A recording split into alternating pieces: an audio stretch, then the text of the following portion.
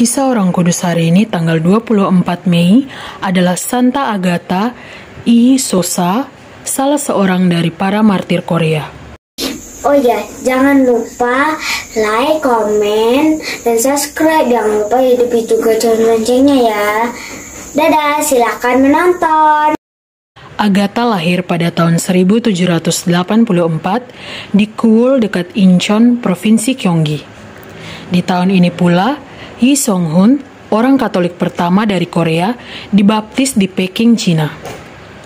Agatha dikenal ramah dan sopan. Ia selalu membawa cahaya dan kegembiraan bagi seisi rumahnya.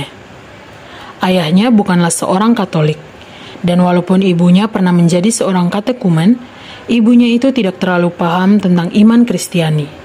Karena itu, Agatha kecil tidak menerima pelajaran agama yang memadai. Pada usianya 17 tahun, Agatha menikah dengan pria yang berasal dari keluarga non-Katolik. Hidupnya kini nyaris tanpa memiliki agama. Namun karena ia tidak dapat memiliki anak, Agatha mencari cara lain untuk mengisi kehampaan hidupnya. 2 tahun setelah pernikahan Agatha, adik laki-lakinya yaitu Yi Hoyong lahir. Dia 19 tahun lebih muda daripada Agatha. Dia menjadi sumber sukacita bagi Agatha. Setahun kemudian suaminya meninggal dunia. Agatha kini menjadi seorang janda hanya setelah 3 tahun menikah dan tanpa seorang keturunan. Tragedi ini membuat Agatha merasakan ketidakpastian dan ketidakpercayaan akan masa depannya. Dia merasakan kebutuhan untuk menemukan nilai dan keteguhan dalam hidupnya. Keinginannya semakin merasuki hatinya setelah kematian ayahnya, tidak lama setelah kematian suaminya. Walau sedih karena kepergian ayahnya, namun Agatha juga bersyukur karena sesaat sebelum mengembuskan nafas terakhir, ayahnya telah dibaptis oleh ibunya dan membuat ayahnya dapat meninggal dengan tenang. Setelah kematian sang ayah, Agatha memutuskan untuk kembali ke rumah orang tuanya demi menyokong kehidupan ibu yang sudah tua dan adik laki-lakinya Hoyong yang masih kecil. Kehidupan di rumahnya kini menjadi sangat sulit. Agatha harus merawat ibu dan adiknya, sementara harta warisan dari ayahnya telah habis. Ia terpaksa bekerja sebagai penjahit untuk menghidupi keluarganya. Di tengah kesulitan ini, Agatha tidak pernah kehilangan ketenangannya. Dia bersama adiknya memutuskan untuk mengikuti pelajaran katekese. Bersama-sama, mereka menjalani kemiskinan hidupnya dengan kehidupan yang penuh cinta kepada Tuhan dan sesama. Teladan para martir pada penganiayaan tahun 1801 dan kemenangan abadi mereka melalui kematian selalu hidup dalam hati kedua kakak beradik. Pola hidup mereka yang saleh membuat umat Katolik lainnya menjadikan mereka sebagai teladan keluarga Katolik.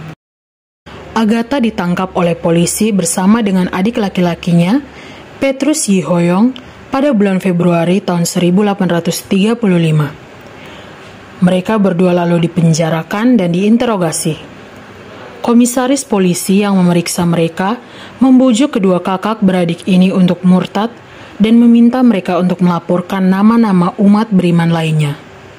Namun, dengan berani mereka berdua menjawab, Allah adalah Bapa kami dan kami tidak dapat mengkhianati Dia. Jika kami memberikan nama-nama umat beriman lainnya, maka mereka akan berada dalam bahaya. Karena itu, kami tidak dapat melakukan keduanya. Komisaris lalu memerintahkan agar mereka berdua disiksa dengan metode penyiksaan yang sangat brutal yang sudah dilarang melalui dekret kerajaan tahun 1732, namun metode ini diperkenankan untuk digunakan secara khusus pada umat Katolik. Agatha dipukuli sekujur tubuhnya sampai dagingnya terlepas dan kakinya dibuat sakit terperikan dengan dipelintir ke belakang. Namun imannya tetap tak tergoyahkan. Karena itu, para algojo lalu menelanjanginya, menggantung tubuhnya dengan kedua lengan terikat di belakang, lalu kembali memukuli seluruh tubuhnya dengan gada. Beberapa hari kemudian, Agatha kembali dibawa keluar lalu dipukuli sampai tubuhnya berlumuran darah. Selama penyiksaan yang mengerikan ini, hanya satu kalimat yang keluar dari mulut wanita perkasa ini. Saya tidak dapat mengkhianati gereja. Komisaris segera menyadari bahwa dia tidak akan berhasil membuat kedua kakak beradik ini murtad. Karena itu, ia lalu menyerahkan mereka ke pengadilan. Pengadilan kemudian memutuskan hukuman mati bagi Agatha dan adiknya Petrus Yihoyong. Mereka menghabiskan waktu 4 tahun di penjara sambil menunggu keputusan pelaksanaan hukuman mati oleh raja. 6 bulan setelah kematian Petrus, perintah dari raja untuk pelaksanaan eksekusi mati akhirnya turun. Pada tanggal 24 Mei 1839, Agatha yang itu telah berusia 56 tahun digiring keluar bersama dengan 8 martir Katolik lainnya yang tertangkap kemudian. Mereka semua dibawa ke sebelah luar pintu gerbang kecil barat Seoul, lalu dieksekusi dengan cara dipenggal. Dikatakan bahwa Agatha membuat tanda salib dengan hormat sebelum menyerahkan kepalanya untuk dipenggal. Santa Agatha Yi Sosa dibeatifikasi bersama para martir Korea oleh Paus Pius ke-11 pada tanggal 5 Juli tahun 1925 dan dikanonisasi pada tanggal 6 Mei 1984 di Yeouido, Seoul oleh Paus Yohanes Paulus II.